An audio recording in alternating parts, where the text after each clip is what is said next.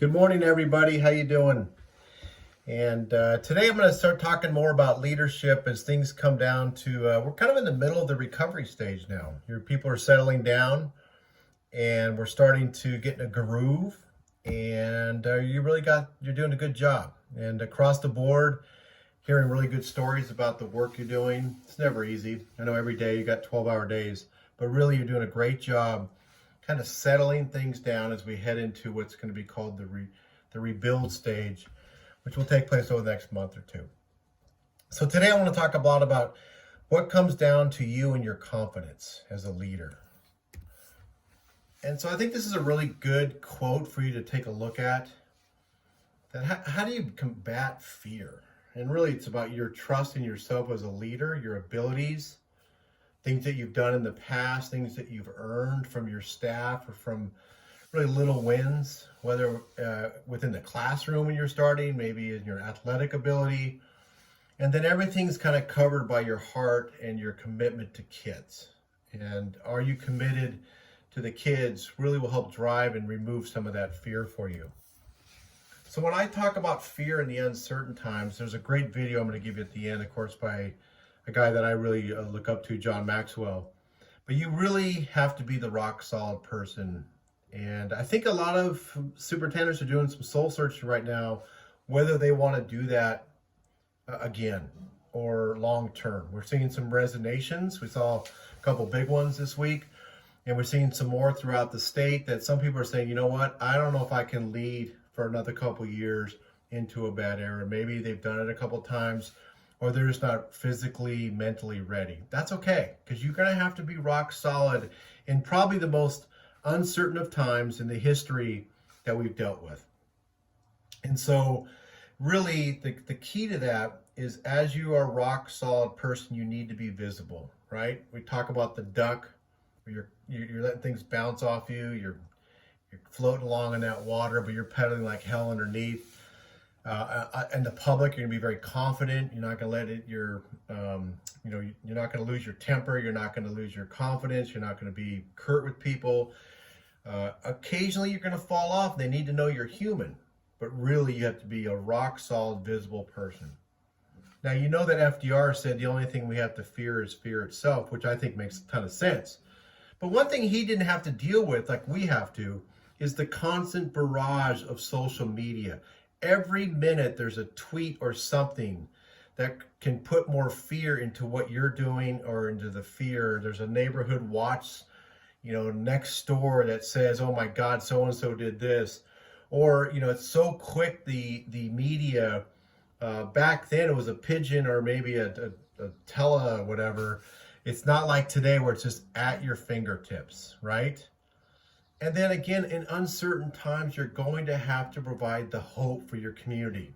You're going to have to paint a better picture than what they're feeling, and not overpromise. But then again, you can't make it look so bleak no one wants to follow you.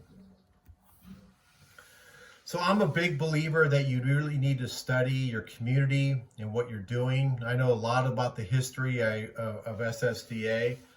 And I was going to take a shot at a little small school district. I looked it up today, and I think it's very important, and it's comforting that the people know the leader knows the history of the school. So you have to tell that. You have to tell it constantly during a bad time so they know that you're committed to the history of it. So let's take a little step back in time to a little district up in Humboldt County called Rio Dell, and it's led by Angela Johnson, who's doing a great job up there and is a first-year superintendent. And all you first-year superintendents, boy, what a time you stepped into. But let's go back to 1870, and this guy, Alonzo Painter, was the guy who named the town after, I think, a hotel that he had. And he had plans from the very beginning to make Rio Dell a city. Now, it is my daughter-in-law's city that she went to, school she went to, which is ironic because it's just a little town up there with about 3,200 people. But he laid out the vision that this would someday become a city. So inside their gene pool is somebody who's visionary. If you fast forward 40 years and this mill was going full speed ahead, Rio Dell had a person, there was a large Italian group there that lived in Wildwood, and Wildwood was wild. Italians had a good time. They worked hard and played hard. And so in their gene pool is people that loved to have a good time and loved to party, right? They had a good time back in those days, but they worked hard for it. And you can feel it in that town. It's a very middle class, hardworking town. And then the school was finally built. And look at this. It exploded in growth over 9 years to where they had to have a split shift so the kids can go to school. Well, what's being asked of Rio Dell today? You're probably going to have a split school again. It's in their gene pool. They've got grit. They've got vision. They've got a lot of good stuff. Hey, it did become incorporated, so it is a town. And their workforce was built around the lumber mill, which was one of the largest in the world, and it collapsed. They've had challenges over the year. And then today, Angela and the board and the team there, their principal, they really live around these 5 areas, which they're going to have to carry into with trust and family and respect to really rebuild this town and rebuild the school. Excuse me, not rebuild the town, rebuild the school, although the school is the town when you go to Rio Dell. So I always like to tell that because what's important for you is to get your story. And then to think about the fear that you have. Is your aptitude able to conquer those fears? Are you not going to show those fears when you head into leading these people? I highly recommend you get a mentor you don't know.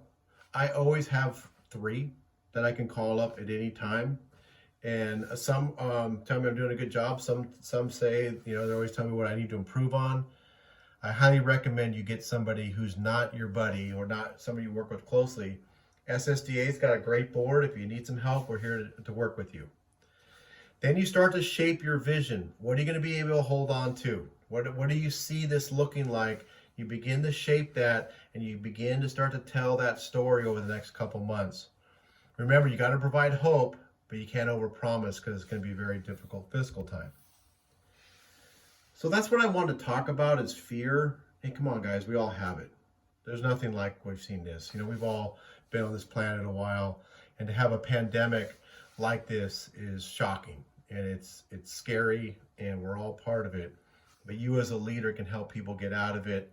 If you look at the history of Rio Dell, they've dealt with a lot of other crises that have really affected that town, and this is another one. And I think Maxwell says it best, and I highly recommend you watch this video that he did a couple weeks ago. The crisis will separate the pretenders from the players, right?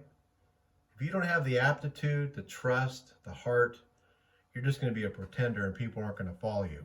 But the players are going to step up and get through this crisis and really set a tone for your school, for the future. And people are going to look back and go, wow, that was a great leader. Thank God they were there during that time. Thanks so much. You guys have a good night, and we'll hope you enjoy the rest of the summary. And we'll be back with you at SSDA with some new updates as things are moving fast down here in Sacramento. Take care.